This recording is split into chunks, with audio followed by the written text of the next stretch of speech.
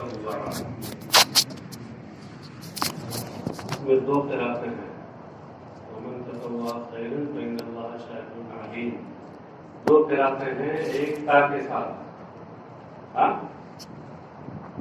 تطوع تقبل کے مطلب اس میں کوئی تعلیل نہیں ہوئی، اپنی اصل پر ہے. اور دوسری قراءت ہے ومن یتطوع، کہ واو کو پہلے سے مشدد تھا. یتطوع یہ اصل میں یتطوع ہوگا، اس کی اصل ہوگی یتطوع. فعل مضارع واحد مذکر غائب کا صیغہ، اور اس میں تعلیل ہوگی.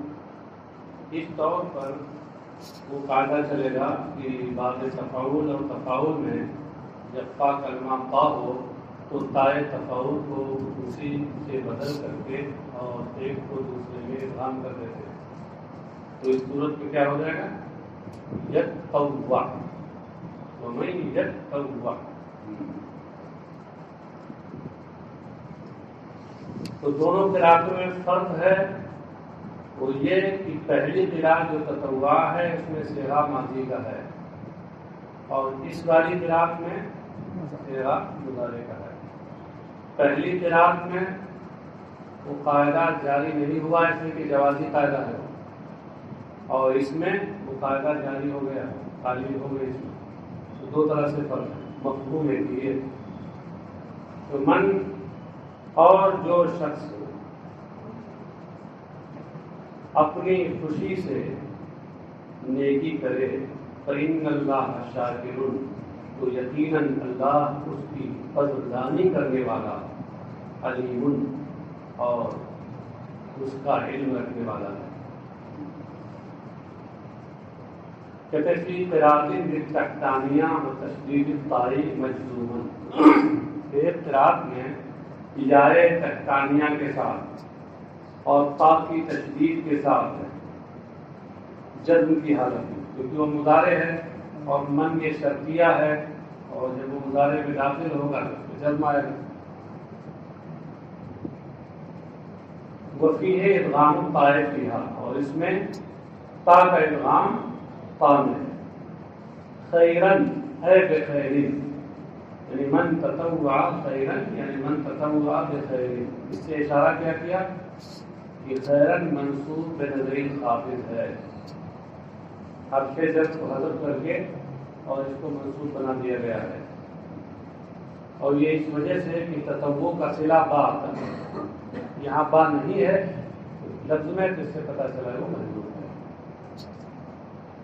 بخیر تطوع کے معنی کیا ہوتے ہیں؟ تطوع کے معنی ہوتے ہیں اپنی رضا اور خوشی سے کوئی کام کرنا. اسی لیے جو چیزیں واجب نہیں ہوتی، فرض نہیں ہوتی، لازم نہیں ہوتی، تو ان کو تطوع کہا جاتا ہے. نفل کو تطوع سے نہیں کہا جاتا. جو رضاکارانہ طور سے کام کیا جاتا ہے اس کو تطوع کہا جاتا ہے، اور کرنے والے کو متطوع یا متطوع کہا جاتا ہے. یہ متطوع جو ہے گھومتے رہتے ہیں وہاں، اب یہی ہیں رضاکارانہ کام کرنے والے. حالانکہ غور کیجیے، در حقیقت وہ رضاکارانہ نہیں ہوتے ہیں، تنخواہ دار ہوتے ہیں. تنخواہ دار ہوتے ہیں، لیکن چونکہ سعودی حکومت کے کا جو مذہب ہے، مذہب وہابیت، اس کو پھیلاتے ہیں، اس لیے ان کی نگاہ میں وہ باعظمت ہیں. اور وہ باعظمت ہیں تو تنخواہ دار ہو کر کے بھی ان کو یہ کہہ رہے ہیں کہ یہ ہمارے تنخواہ دار نہیں ہیں، اپنی رضا اور مرضی سے کام کرتے ہیں. ہم ان کو تو ایسے انعام دے رہے ہیں، اپنی مرضی سے کام کرتے ہیں. یہ ایسے ہی ہے جیسے آپ لوگ قرآن کریم کہیں دکان سے لیتے ہیں تو کہتے ہیں کہ اس کا ہدیہ کتنا ہوا. ہدیہ کا کیا مطلب ہے؟ قیمت نا، سمن. بتائیے جب سمن ہو گیا تو ہدیہ رہا. ہدیہ تو بغیر کسی سمن کے جو کوئی چیز جو نہیں وہ ہدیہ کہلاتی ہے. مگر کیونکہ قرآن کریم سے اس کا تعلق ہے. اور قرآن کریم ایسی بعضمت کتاب ہے، ایسی بعضمت جس کی قیمت کچھ ہو ہی نہیں سکتی. ہاں، اس کی کوئی قیمت دے ہی نہیں سکتا. اس کی عظمت کا خیال کرتے ہوئے آپ لوگ اس کی قیمت کو ہدیہ کہہ دیتے ہیں. ایسے ہی ان متوا کو وہاں کی حکومت اپنے مذہبی عقیدے کے لحاظ سے متوا کہہ دیتی ہے. حالانکہ متوا ہے بہت دور ہو گئے. تطوع کا مطلب ہے فعل ما لم یجب علیہ من ثواب وغیرہ. تو جو اپنی خوشی سے نیک کام کرے، یعنی طواف وغیرہ کا کام کرے جو اس پر واجب نہیں ہے. فإن اللہ شاکر لعملہ، تو یقیناً اللہ اس کے عمل کا یہ قدردانی فرمانے والا ہے. قدردانی فرمانے والا ہے بالعتابۃ علیہ، یعنی اس پر ثواب دے گا. تو شکر سے مراد کیا ہے؟ یہاں العتابہ ہے، با بائے تصویر ہے. سمجھ گئے؟ علیم علیم بھی، اور اس کا علم رکھنے والا.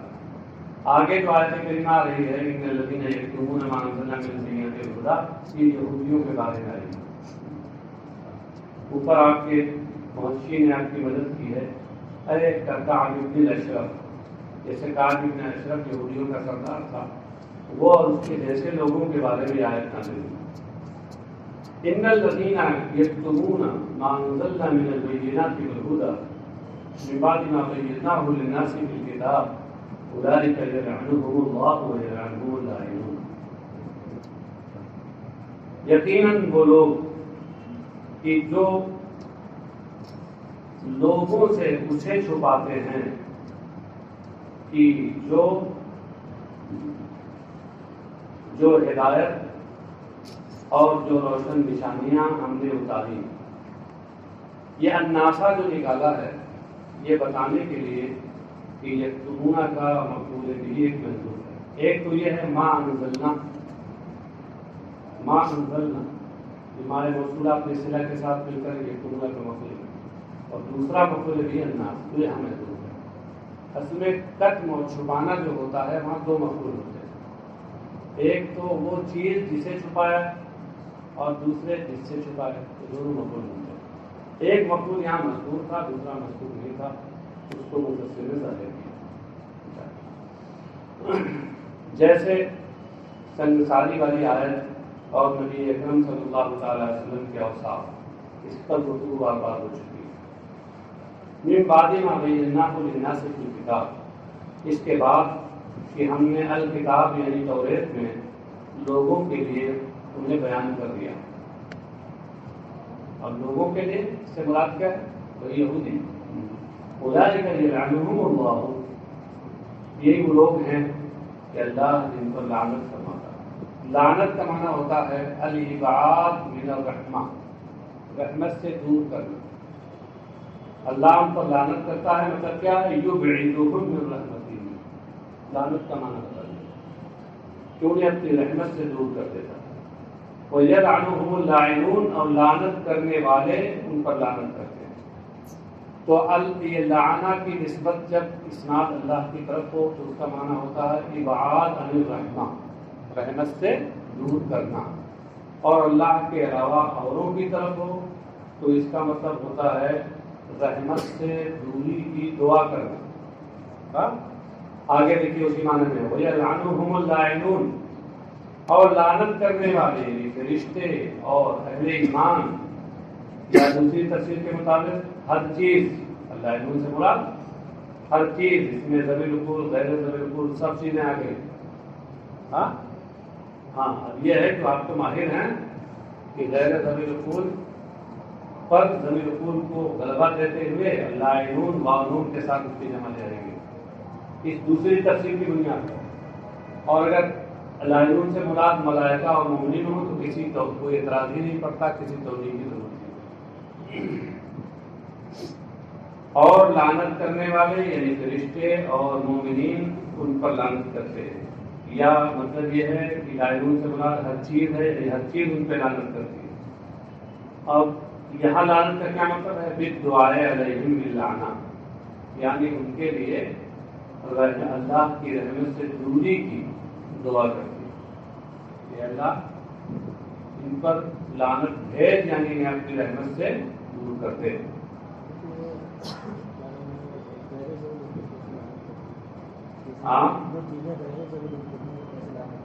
جیسے وہ کر سکتی ہیں، جیسے کر سکتی ہیں، اسی یسبح للہ ما فی السماوات والارض، اللہ کی بات ہی بولتی ہے تمام چیزیں جو زمین و آسمان میں ہیں۔ آپ ذل القول میں سے ہیں اور ناطق ہیں تو اپنے نطق سے اس کی باتیں بیان کرتے ہیں، اور جو بے زبان ہیں وہ اپنی حالت سے اس کی باتیں بیان کرتے ہیں۔ ایسے یہاں بھی ہو جائے لعنت بالحال، لعنت بالحال۔ جی الا الذین تابوا واصلحوا وبینوا، سوائے ان لوگوں کے لیے، سوائے ان لوگوں کے کہ جنہوں نے توبہ کیا۔ توبہ کی اصل کیا ہوتی ہے؟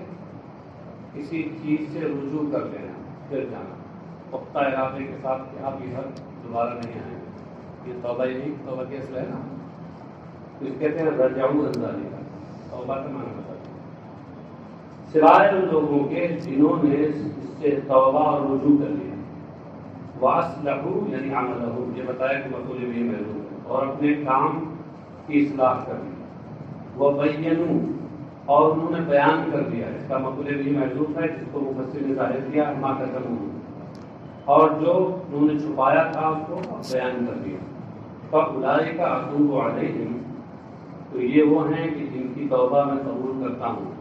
توبہ کا صلہ جب الا ہے تو اس کا معنی توبہ کرنا ہوتا ہے، اور اعلیٰ ہے تو اس کا معنی ہوتا ہے قبول توبہ۔ یہ کہتے ہیں اتوب علیہ یعنی اقبل توبہ، اس کی توبہ قبول کرتا ہوں۔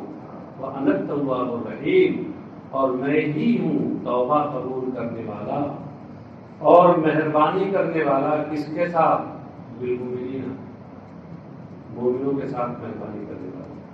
ان الذین کفروا وماتوا وهم کفار اولئک علیہم لعنۃ اللہ والملائکۃ والناس اجمعین، یقیناً وہ لوگ جنہوں نے کفر کیا اور کفر ہی کی حالت میں مرے، وہ ہم کفار کو بتا رہے ہیں کہ حال یہ حال ہے، یعنی جملہ حالیہ ہے، جنہوں نے کفر کیا اور حالت کفر ہی میں وہ مرے، ان پر اللہ کی، رشتوں کی اور تمام لوگوں کی لعنت۔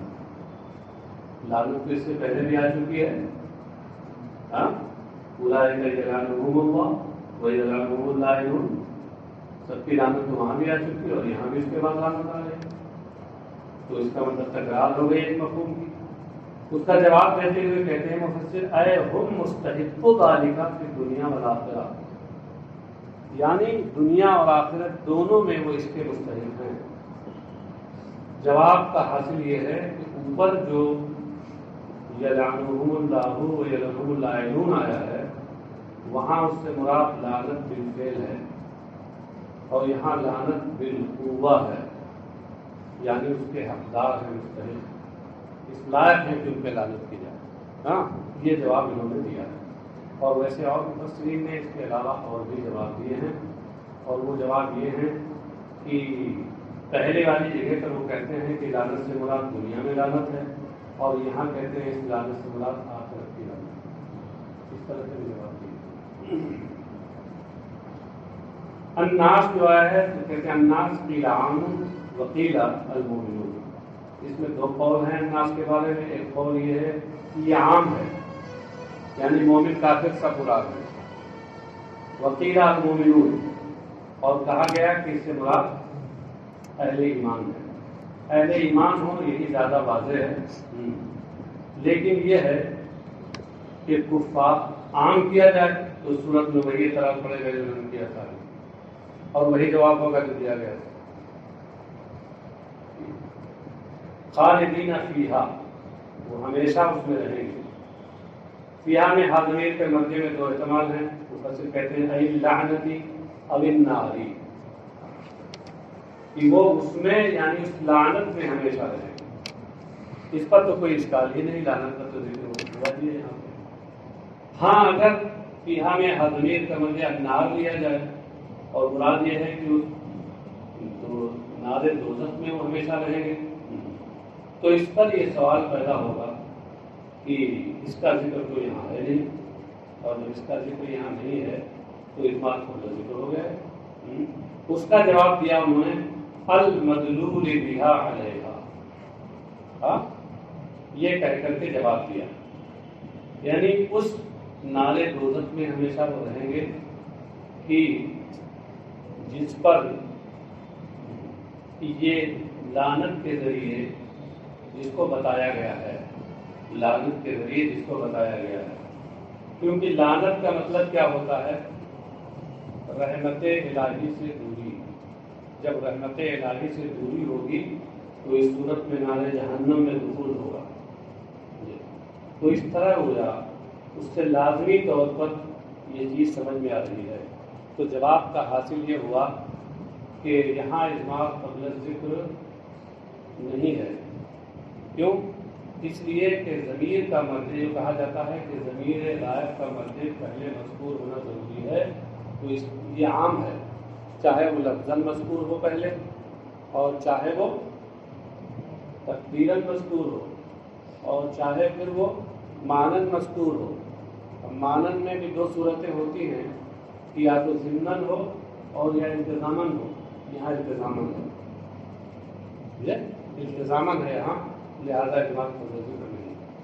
بات سمجھے؟ ضمیر کی جو تعریف نحویوں نے کی ہے، آپ جاتے نہ کھول کے دیکھیے، تعریف یہی لکھی ہوئی ہے، المضمر اسم دل وضع لیدل علی متکلم او مخاطب او غائب تقدم ذکرہ لفظا او معنی او حکما۔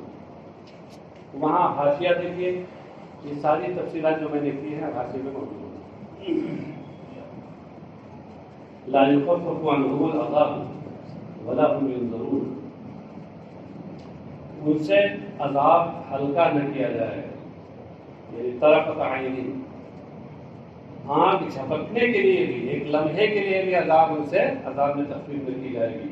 ولا هم ينظرون یعنی يمهلون لتوبۃ و معذرۃ، اور انہیں توبہ یا عذر بیانی کی مہلت نہ دی جائے۔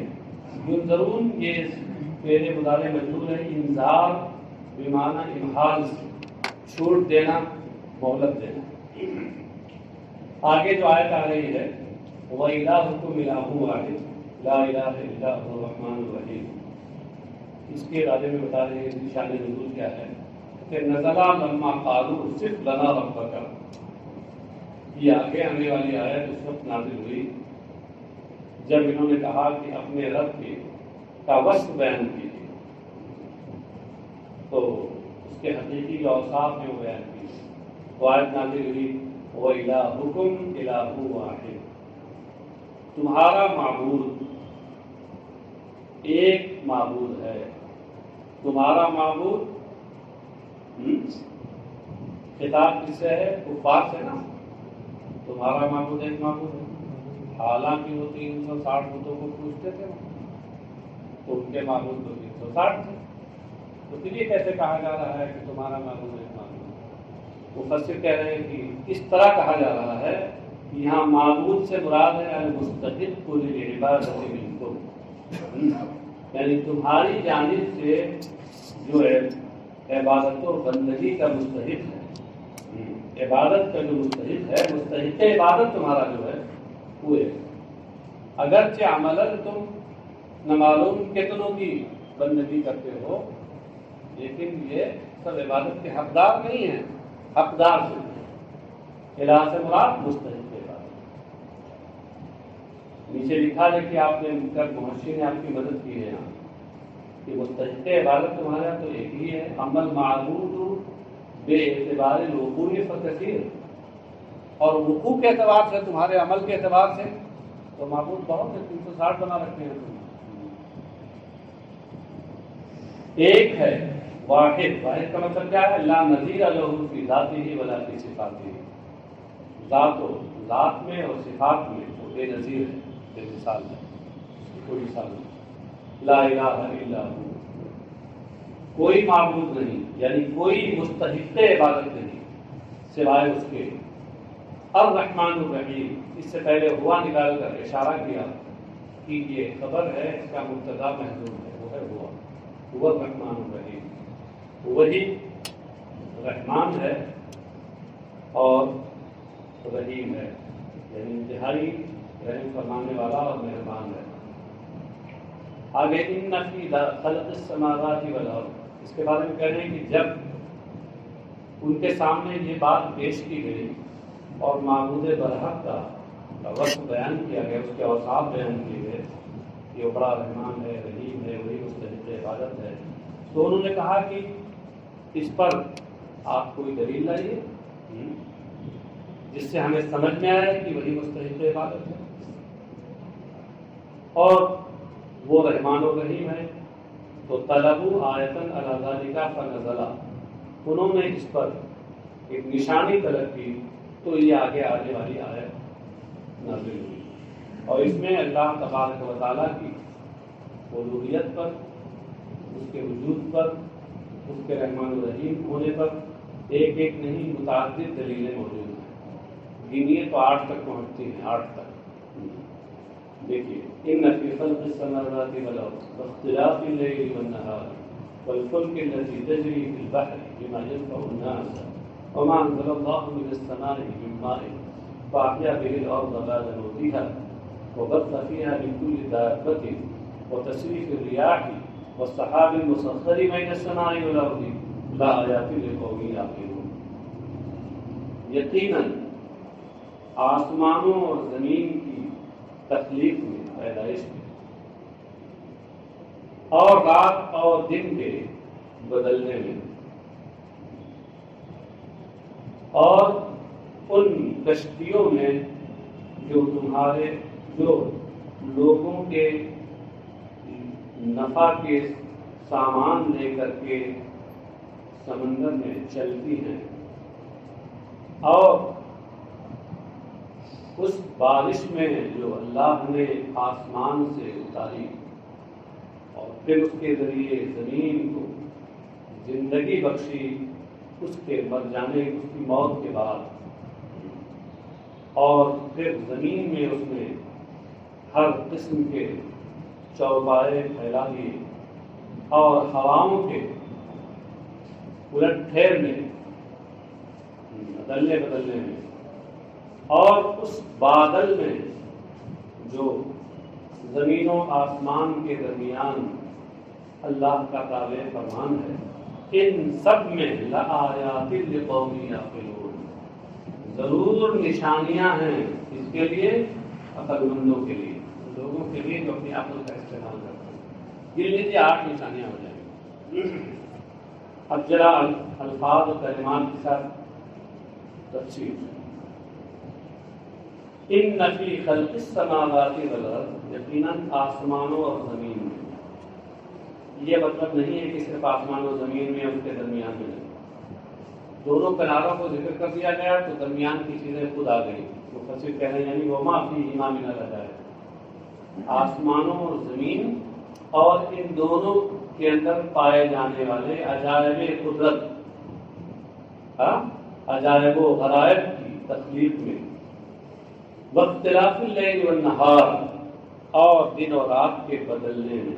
دن رات کا بدلنا یہ کبھی آنے جانے کی شکل میں ہوتا ہے کہ رات گئی دن آیا، دن گیا رات آئی، یہ بھی اختلاف اللیل والنہار ہے۔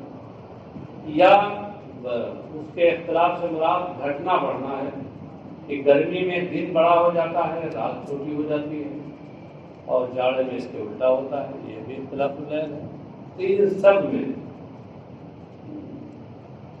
بالذہاب والمجیء، یعنی شب و روز کی آمد و رفت اور اس کی کمی و بیشی میں، والفلک التی تجری فی البحر، الفلک السفن، سفینہ کی جمع ہے، ان کشتیوں میں التی تجری فی البحر، کی جو سمندر میں چلتی ہیں، مفسر کہتے ہیں کہ ولا ترسب، اور ڈوبتی نہیں۔ رسبہ کا مطلب کیا ہوتا ہے؟ نیچے جانا، پانی میں نیچے جانے ہی کو تو ڈوبنا کہتے ہیں جی۔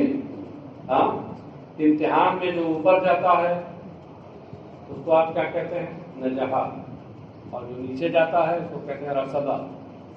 فیل ہوا یعنی راسب، اسی سے ہے ترسبو. ہاں، ولا ترسبو، اور وہ ڈوبتی نہیں، نیچے نہیں جاتی. بھائی جو فیل ہوتا ہے گویا اس نے اپنی لٹیا ڈوبو دی، ڈوب گیا میں لٹیا گیا. موقرتن بما ينفع الناس من التجارات والحمل. یہ من التجارات والحمل یہ بیان ہے بما ما کا، اور اسباب تجارت اور بوجھ کو جو لوگوں کو فائدہ پہنچاتے ہیں ان سے بوجھل ہو کر چلتی ہے. موقرتن کا معنی بوجھل ہو کر. یہ موقرہ پڑھیں اگر تو، اور موقرہ پڑھیں اگر تو حاملتن کے معنی میں اٹھاتے ہوئے.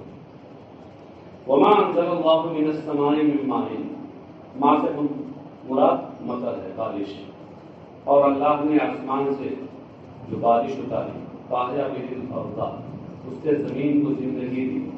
زمین کو زندگی دینے سے مراد کیا ہے؟ بطور استعارہ اس سے مراد ہے بالنبات، یعنی اس سے سبزے اگائے. بعد موتھا یبسھا، زمین کی زندگی کیا ہے؟ اس سے سبزے اگنا، پودے اگنا. اور اس کی موت کیا ہے؟ اس کا خشک ہو جانا. یہ بطور استعارہ ہے، استعارہ تشریحیہ. وبث فیہا من کل دابۃ، اور اس میں ہر چوپائے کو بکھیر دیا. بثا کا مطلب فرق و نشر بھی، اس میں بکھیر دیا. لأنہم ینمون بالقسط الکائن، یہ اس کی دلیل دے رہے ہیں کہ اللہ تبارک و تعالیٰ نے اس میں زمین میں اس کے ذریعے بکھیر دیا. اس کے ذریعے ارے زمین میں جو سبزہ پہلے پانی بارش ہوتی ہے، سبزہ اگتا ہے اور پھر چوپائے اس میں بکھرتے ہیں اپنی خوراک تلاش کرنے کے لیے. کہتے ہیں لأنہم ینمون بالقسط الکائن، اس لیے کہ یہ سب چوپائے یہ اس کے نتیجے میں پیدا ہونے والی سرسبزی اور شادابی ہی سے نشو و نما پاتے ہیں، پڑھتے ہیں. تو ان کی نشو و نما اسی سے ہے.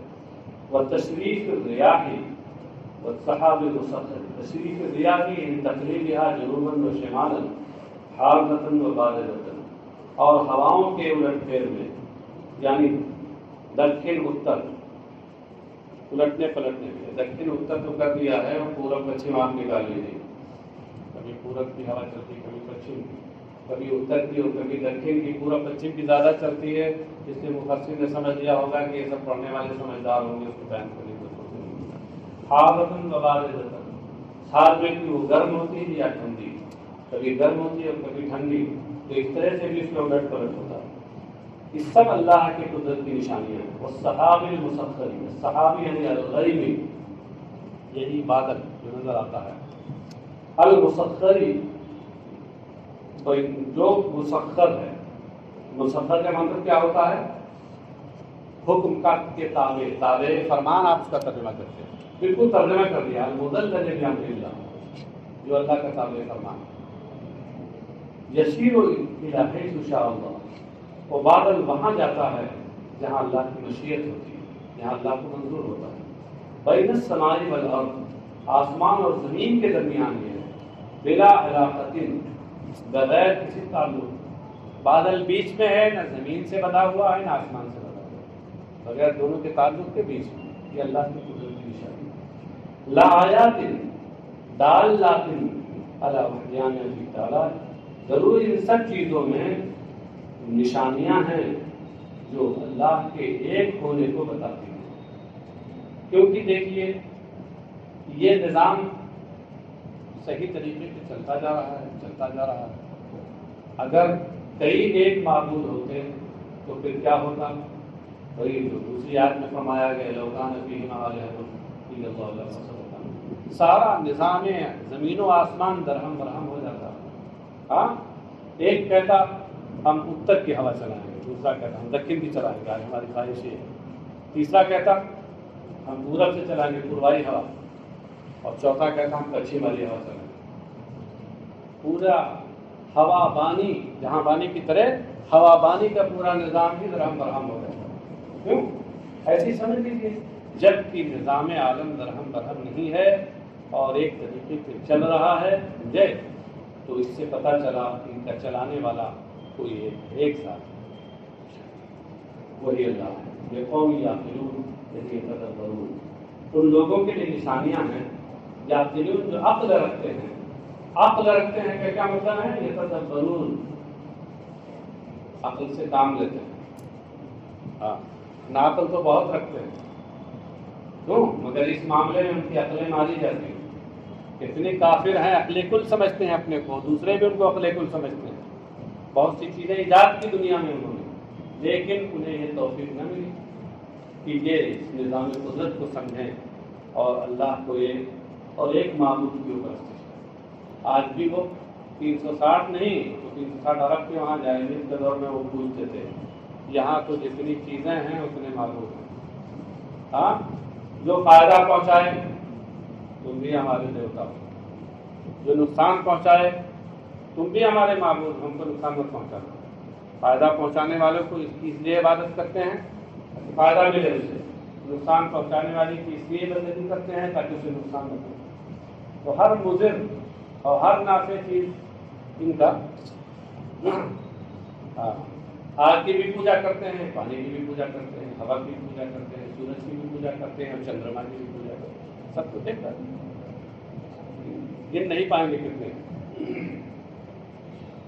وَمِنَ النَّاسِ مَن يَتَّخِذُ مِن دُونِ اللَّهِ أَندَادًا يُحِبُّونَهُمْ كَحُبِّ اللَّهِ وَالَّذِينَ آمَنُوا أَشَدُّ حُبًّا لِلَّهِ.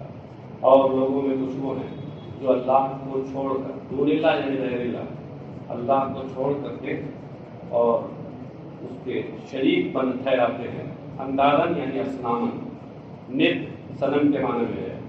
ایسے نت کا معنی مقابل اور ہمسر ہوتا ہے. شریک ٹھہراتے ہیں یعنی بتوں کو.